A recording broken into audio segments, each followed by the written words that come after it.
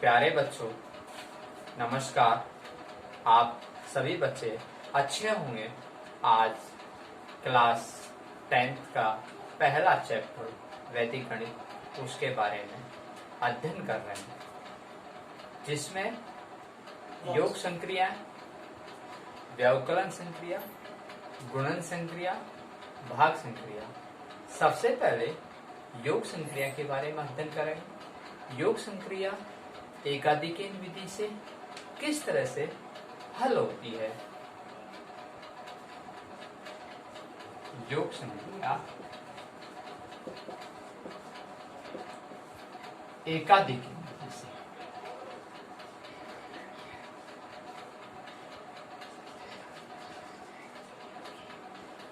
एकाधिकेन विधि आप सभी जानते हैं, छठी से लेकर और 10वीं तक आप पढ़ रहे हैं।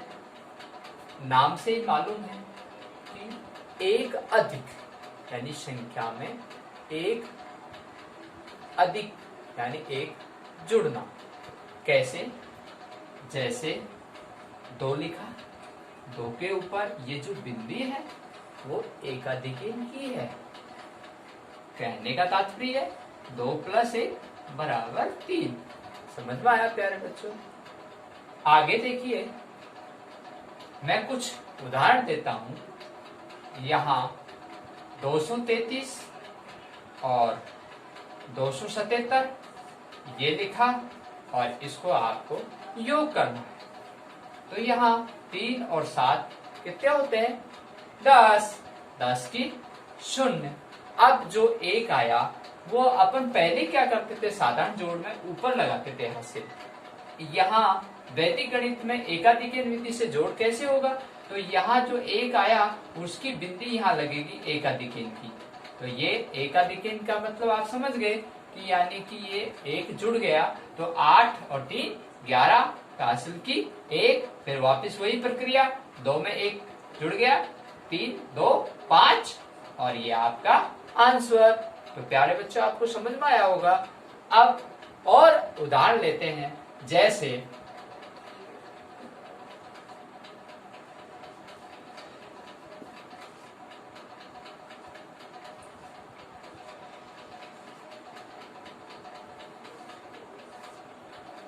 यहाँ 6 और 7 इसको जोड़ना है, तो 6 और 7 जोड़े तो कितने हो गए? 13। 13 को 3 को।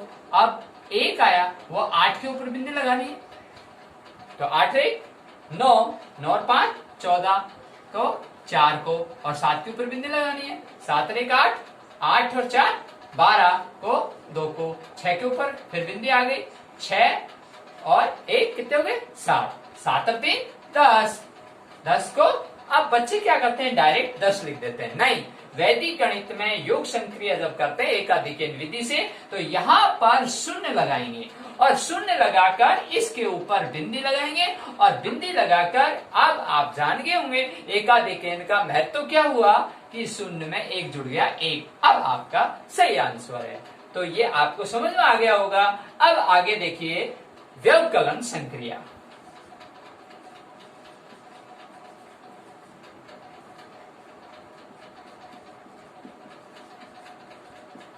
व्यवकलन संक्रिया में एकाधिकेन विधि से किस तरह से हल होती है? देखिए प्यारे बच्चों, यहाँ परम मित्र अंक के बारे में आपने जाना होगा पिछली कक्षाओं में। 1 का परम मित्र अंक 9, 2 का परम मित्र अंक 8, 3 का परम मित्र अंक 7, 4 का परम मित्र अंक 6 और 5 का परम मित्र अंक 5। परम मित्र अंक के बारे में आप यहाँ 1 का 9, 2 का 8, 3 का 7, 4 का 6, 5 का 5। अब आप जान गए होंगे क्योंकि आपने पिछले अध्याय में पढ़ के आए थे। अब व्यवकलन संक्रिया के बारे में कुछ उदाहरण लेते हैं। जैसे मैं लिखता हूं यहाँ 20 और 17, तो 0 में 7 घटाने हैं आपको, तो यहाँ 0 में 7 नहीं घट रहे हैं, तो क्या करें? यहाँ 7 का परम मित्र अंक लेना है, 7 का 3। अब आप सोच रहे होंगे कि सर आपने तो बोला 1 का 9, 2 का 8, 3 का 7, 4 का 6, 5 का 5, तो 7 का 3 कैसे हुआ? देखिए परम मित्र अंक का मतलब ये होता है ये आपस में दोस्त हैं, तो 9 का भी 1 होता है, 1 का भी 9 होता है, तो 8 का भी 2 होता है, 3 का भी 7, तो 7 का 3, ये आपस में परम है। देखिए यहाँ शून्य में 7 नहीं घट रहे हैं, तो शून्य में 7 नहीं घट रहे हैं। आपने परमित्रांक देखा कि 3 का 7 होता है, तो 7 का कितना है 3, तो यहाँ 7 का परमित्र कितना आया 3। अब इस 3 को शून्य में जोड़ना है, क्यों? क्योंकि व्यवकलन जो संक्रिया आप किस विधि से पढ़ रहे हैं? एकाधिकेन विधि से। एकाधिकेन विधि से यहाँ आपने 3 को शून्य में जोड़ा 3, ठीक है।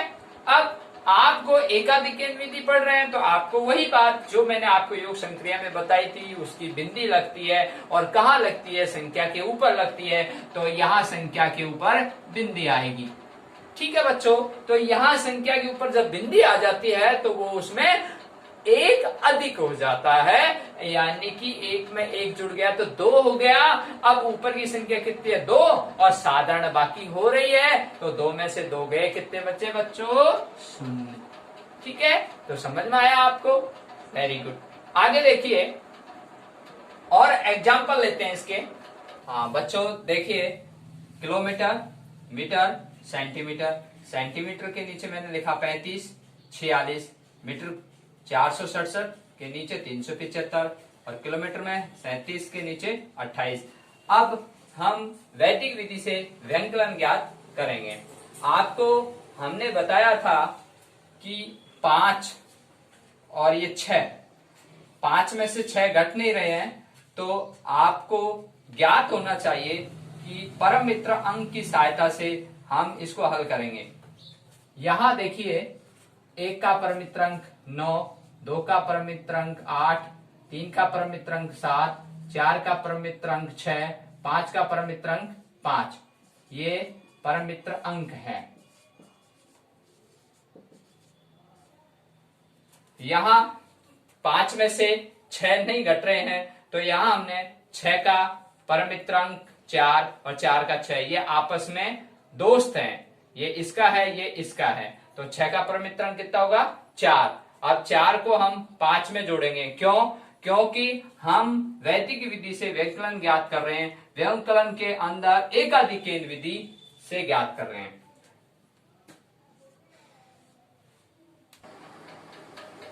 देखिए यहां आपने देखा कि 9 परमित्र अंक लेने से आए। अब इस परमित्र अंक की जो हासिल आएगी वो हासिल कैसे लगाएं? आप एकाधिकेन विधि से इसको हल कर रहे हैं, तो एकाधिकेन का चिन्ह यहां आएगा, समझ गए बच्चों? देखिए अब 4 के ऊपर जैसे बिंदी लग गई, तो एकाधिकेन का मतलब आपको ज्ञात है कि यहाँ 1 जुड़ गया 5। अब ऊपर देखिए 3, 3 में 5 नहीं घट रहे हैं, तो 5 का परमित्रांक देखिए 5 होता है ना। 5 को हमने 3 में जोड़ा, क्यों जोड़ा? क्योंकि एकाधिकेन विधि, तो 5 और 3 8। अब आगे 5 है और ऊपर 7 है, अब 7 और ये 5 है। अब आप बच्चे यहां गलती कर देते हैं, 7 में से 5 घटा देते हैं। इसकी जो बिंदी थी, इसकी जो हासिल थी, वो आपने यहां नहीं लगाई, क्योंकि आपने यहां एकाधिकेन अंक परमित्रांक लिया था, जैसे यहां लिया वैसे यहां लिया, जैसे यहां लिया था वैसे इसकी बिंदी आई, ठीक इसी प्रकार से अब यहां भी बिंदी आएगी। अब देखिए 7 में से 6 घट रहे हैं, साधारण बाकी 7 में से 6 गए 1, ठीक है। अब यहां पर बिंदी क्यों नहीं आई? मैंने बताया आपको कि इधर परमित्रांक से हासिल आ रही थी, यहां आपने परमित्रांक नहीं लिया, तो नहीं लेने के कारण आगे बिंदी नहीं लगेगी। अब देखिए यहाँ 6 यहाँ 7 है, ठीक। तो अब 6 में से 7 नहीं घट रहे हैं, तो आप 7 के परमित्रांक यहाँ देखिए 3 है, 3 और ऊपर 6, तो 6 में 3 जुड़ गए 9। अब बच्चों यहां बिंदी आएगी, ठीक है। तो 3 के ऊपर एक बिंदी लग गई, तो 4 हो गए, और 4 में से 4 गए 0। ठीक है बच्चों। अब 7 है और यह 8 है, 7 में से 8 की बाकी नहीं हो रही, तो 8 का परमित्र अंक लेंगे 2। 2 आया, 7 और 2 9। अब आपने परमित्र अंक लिया तो उसकी हासिल, इट मीन्स उसकी बिंदी, एकाधिकन विधि है ना, तो 2, अब 1 जुड़ गया, 3 हो गए, 3 में से 3 गया 0। आया बच्चों समझ? हम आगे बढ़ते हैं। देखिए बच्चों,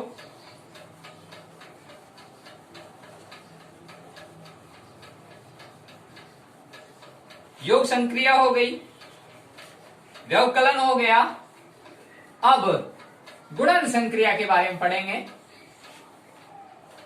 आप साधारण विधि से गुणा पढ़ के आए और वैदिक गणित में किस तरह से गुणन संक्रिया होती है। देखिए, सबसे पहले हम एकाधिकन विधि से करते हैं। जैसे 588 गुणा 512, इसको एकाधिकन विधि से हल करना है।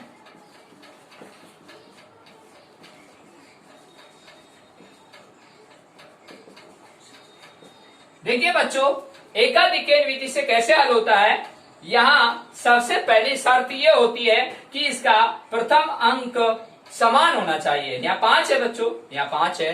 दूसरी शर्त यह है कि पीछे के जो अंक हैं उनका योग या तो 10 या 100 या 1000। ये क्या है बच्चों? ये आधार में से लिए हुए हैं। अब यहां देखिए, यहां 88 और 12 कितने होते हैं बच्चे? 100।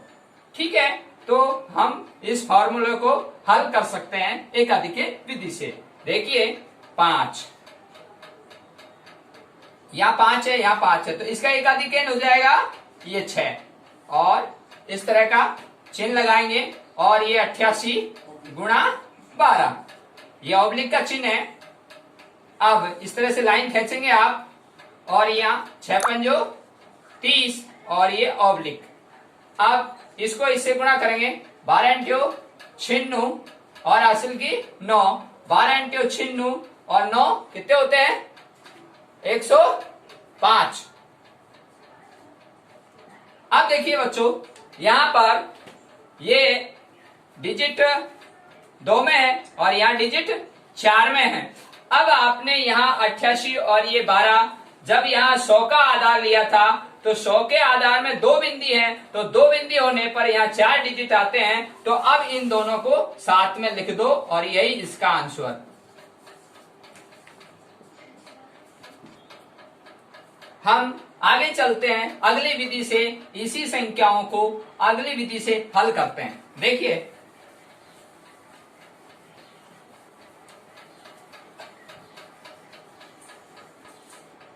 निखिलम विधि।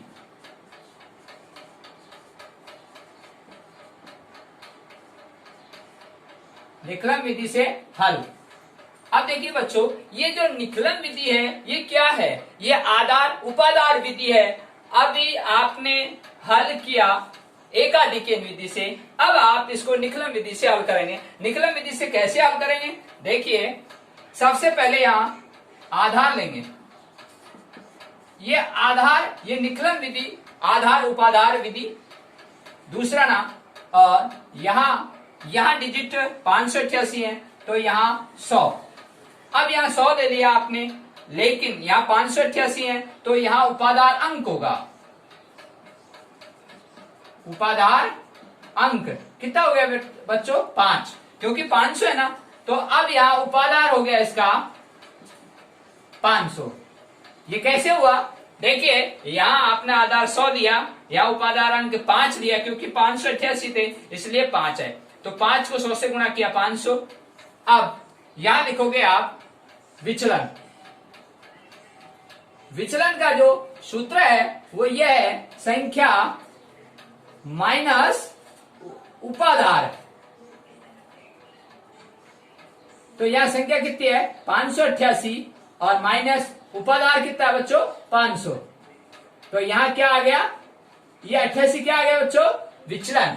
अब देखिए, इसको लिखने का, हल करने का तरीका, यहां लिखोगे बच्चों संख्या, यहां लिखोगे विचलन, यहां संख्या, पहली संख्या बच्चों 588, दूसरी संख्या 512, यहां 88 और यहां 12। समझ में आए?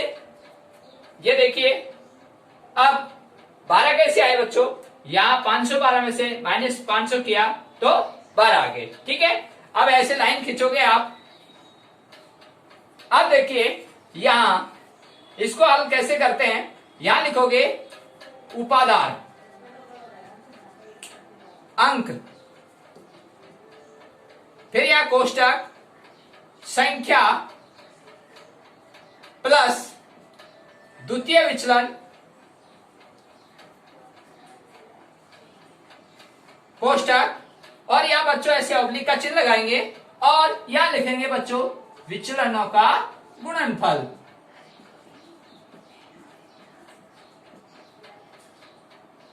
देखिए यहां मैं थोड़ा ऊपर लिख देता हूं, इसको मिटा के।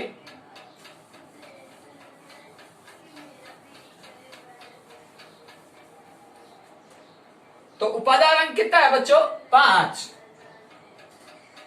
यहां कोष्टक है बच्चों संख्या 588 प्लस द्वितीय विचलन पहला और ये दूसरा, ये कोष्टक और ऑब्लिक विचलनों का गुणनफल इन दोनों का। ठीक है बच्चों, अब देखिए सबसे पहले हम क्या करते हैं, इस कोष्टक को हल करेंगे। 588 प्लस 12 कितने हो गए बच्चों 600। ठीक है, अब ये कोष्टक के बाहर जो आपने 5 लिखा था यहां गलती कर देते हैं, यहां इस कोष्टक को खोलते इसका मतलब ये गुणा है, तो यहां गुणा 5, ये ऑब्लिक 88 गुणा 12। अब इसको गुणा करेंगे और इसको गुणा करेंगे, तो इसको गुणा किया 6 पंजो 30, इट मीन्स 3000। इसको गुणा करेंगे 12 इंटू 96, असल की 9, 12 इंटू 96 और 9 105।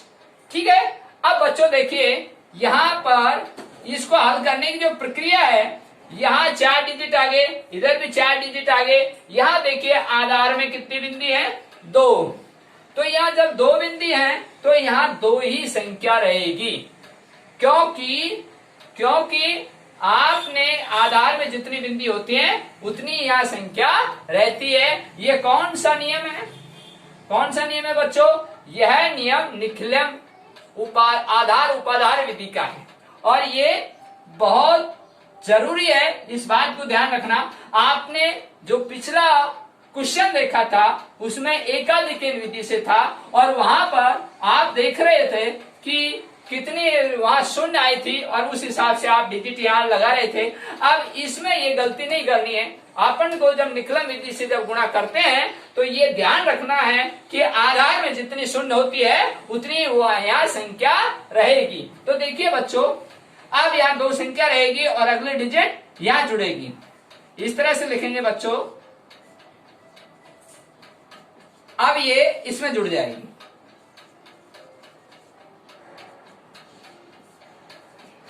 और ये इस तरह से, तो 3 0, अब ये 1 और ये 0 और ये ऑब्लिक 56, और इनको साथ में लिखेंगे। हाँ देखिए अब 3 0 1 0 5 6, और ये इसके आंसर हो गए बच्चों, ऐसे लिख दो बस 0। हाँ देखिए बच्चों अब अपन अगली विधि से गुणा करते हैं। आपका एकाधिकन हो गया, निकलन विधि हो गई। अब तीसरी जो विधि है आपकी न्यूनन पूर्वेण विधि से करेंगे, न्यूनन पूर्वेण विधि से गुणा। बच्चों आप सोच रहे होंगे कि सर 588 गुणा 512 को ही आप न्यूनन पूर्वेण विधि से हल करके बताएं। देखिए न्यूनन पूर्वेण विधि क्या है ये ध्यान रखना इंपॉर्टेंट है। न्यूनन का मतलब होता है एक कम करना किसी संख्या में, यानी कि इसकी बंदी संख्या के नीचे लगती है। तो यहाँ पर इंपॉर्टेंट बात यह है कि आपको हमेशा दिमाग में फिट कर लेना, न्यूनैन पूर्वेण विधि स्रप और स्रप केवल आपको यहां डिजिट लास्ट में 9 के होने चाहिए, तभी यह विधि लागू होती है, अन्यथा नहीं। तो यहाँ पर बच्चों आप समझ गए होंगे, क्योंकि यहाँ पर 9 के अंक नहीं है, इसलिए इसमें विधि लागू नहीं होगी। चलो दूसरा उदाहरण लेते हैं, 45 गुणा 9। आगे बच्चों अब ये न्यूनैन विधि इसमें लागू होगी। अब हल कैसे करते हैं, देखिए 45 माइनस 1 ऑब्लिक 99 माइनस, हाँ देखिए बच्चों यहाँ हम न्यूनैन विधि से हल कर रहे थे, तो 45 माइनस 1, एक क्यों किया बच्चों, न्यूनैन का मतलब एक कम करना, तो ये पहली संख्या में से एक कम किया, तो 45 में एक कम हुआ, कितना है बच्चों 44, तो 99 माइनस 44, ये आपकी विधि है। इस तरह से लाइन खींचेंगे, 45 में से गए बच्चों 44, ये ऑब्लिक का चिन्ह, 99 44 गए बच्चों 55। अब दोनों को साथ में लिख देंगे यहाँ 44 और 55, और ये आपके उत्तर।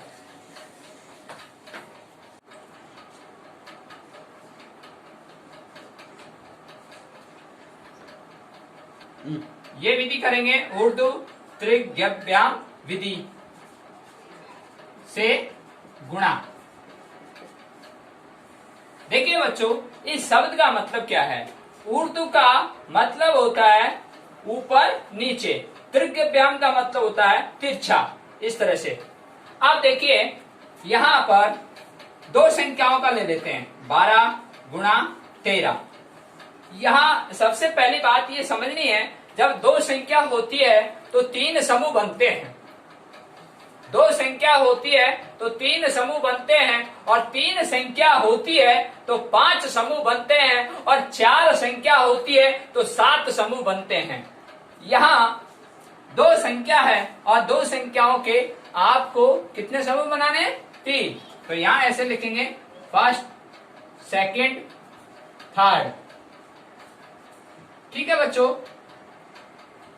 अब लिखना कैसे, पहली संख्या यहां 1, फिर अगला दोनों साथ में, और फिर लास्ट का, फिर देखिए इसमें 1, फिर ये दोनों संख्या, और फिर लास्ट का डिजिट, इस तरह से लाइन खींचेंगे आप। और मैंने कहा उर्दू का मतलब ऊपर नीचे, त्रिज्ञव्याम का मतलब आड़ा तिरछा गुणा। यहां देखिए ये तो इससे गुणा हो जाएगा, और ये इससे गुणा हो जाएगा, और ये इससे गुणा हो जाएगा, और ये इससे गुणा हो जाएगा। यहाँ 1 गुणा 1 ऑब्लिक, ये इससे गुणा 1 गुणा 3। अब बच्चों यहाँ क्या लगाएं, यहाँ हमेशा ध्यान रखना प्लस का चिन्ह आता है, यहाँ 1 गुणा 1, और यहाँ ऑब्लिक, यहाँ 2 गुणा 3। हाँ देखिए बच्चों यहाँ 1 गुणा 1, 1 गुणा 3 प्लस 1 गुणा 2 ऑब्लिक 2 गुणा 3। अब देखिए यहाँ 1 गुणा 1 किया 1 आया, यहाँ 1 गुणा 3 किया 3 आया, यहाँ प्लस का चिन्ह, यहाँ 2 गुणा 1 किया 2 आया, ये ऑब्लिक, यहाँ 3 गुणा 2 किया 6। अब इसको हल करेंगे, थोड़ा इधर लिख देते हैं 1, और ये 3 प्लस 2 5, और ये ऑब्लिक ये 6। अब बच्चों देखिए यहाँ ये तीनों को अब साथ में लिखना है, 1 5 6, और ये आपका उत्तर 3। हाँ ये आंसर आ गया आपके 1 5 6 156। वैसे आप साधारण गुणा करके भी देख लो, 156 ही आते हैं, ठीक है बच्चों। अब हम अगला, ये तो था दो संख्याओं का, अब अपन 3 संख्याओं का करेंगे। मैंने आपको बताया था दो संख्याओं का गुणा करने पर 3 समूह बनते हैं, 3 संख्याओं से गुणा करने पर 5 समूह बनते हैं, और 4 संख्या, इट मीन 4 डिजिट वाले अगर आ जाते हैं तो कितने समूह बने, 7 समूह बनेंगे। अब मैं आपको और दूसरा उदाहरण देता हूं।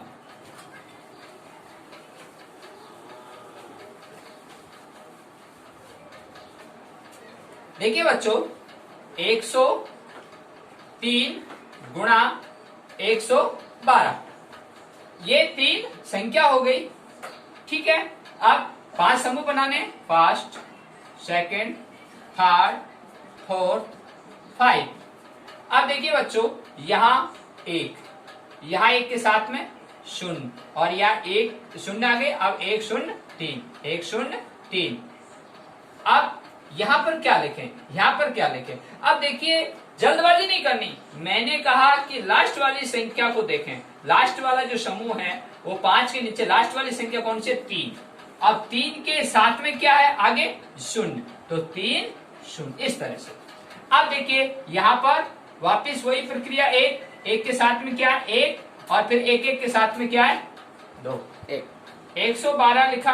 अब 112, अब लास्ट में जो लास्ट का जो समूह रहता है उसमें लास्ट वाली संख्या ही लिखते हैं। यहाँ 2 है लास्ट संख्या, यहाँ 2 और 2 के आगे क्या है? 1 और यह 1 और 2। अब देखिए 2 और 1 लिखते हैं, इसके आगे क्या है? 1, ये आगे। अब इस तरह से लाइन खींचेंगे।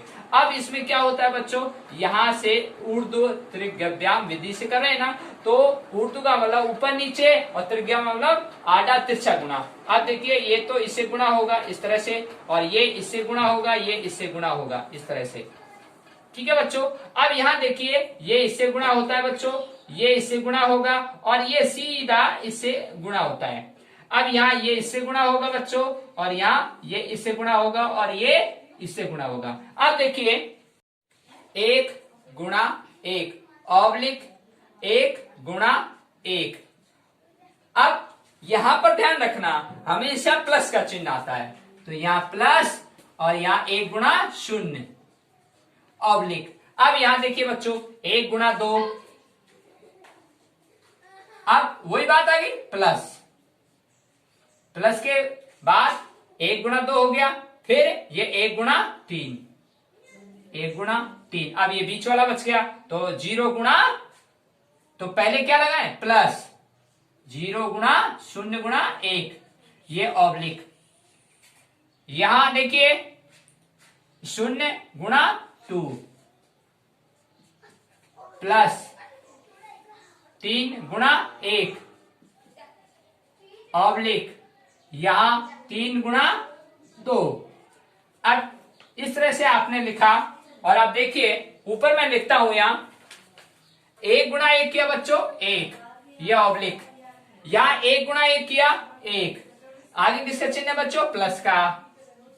यहां 1 गुणा 0 किया, यहां बहुत गलती करते हैं जल्दबाजी में 1 गुणा 0 करते हैं तो बच्चे लिख देते हैं 1, नहीं, कभी भी 0 से गुणा करने पर 0 ही आता है। तो यहाँ क्या है बच्चों? 0। आगे ऑब्लिक, यहाँ 1 गुणा 2 किया 2, प्लस का चिन्ह, फिर यहाँ 1 गुणा 3 किया 3, फिर प्लस का चिन्ह, फिर वही बात आ गई 0 गुणा 1 यानी 0 ऑब्लिक, या 0 गुणा 2 0, या 2 मत लिख देना, क्योंकि मैंने अभी बताया 0 को किसी भी संख्या से गुणा करने पर हमेशा क्या आता है? 0। तो यहाँ क्या आया? 0 प्लस, और 3 गुणा 1 3, और यहाँ ऑब्लिक, और 3 गुणा 2 6, और इस तरह से लाइन खींची। अब देखिए 1 का 1 और 1 प्लस 0। अब यहाँ पर बच्चे बहुत गलती कर देते हैं, 1 प्लस 0 जोड़ने पर कोई तो 0 लिख देता, नहीं, 1 प्लस 0, कभी भी 0 जब जोड़ी जाती है तो हमेशा संख्या ही आती है। तो संख्या कितनी है यहाँ? 1, तो यहाँ 1, और ये ऑब्लिक 3 प्लस 2 प्लस 0 कितने हो गए बच्चों? 5, ये ऑब्लिक 0 प्लस 3 कितने हो गए बच्चों? 3, ये ऑब्लिक, ये 6। अब बच्चों इन सबको साथ में लिख दो, 1 1 5 3 6, और ये आपके उत्तर। हाँ देखिए बच्चों, आज आपको हमने ये गुणन संक्रिया के बारे में ये 3-4 विधि आपको बताई। आज हम इतना ही करेंगे, अगली वीडियो में फिर आपसे मिलेंगे, और आपको डिजिटल लर्निंग क्लासेस नानन चैनल पर आप देख सकते हैं।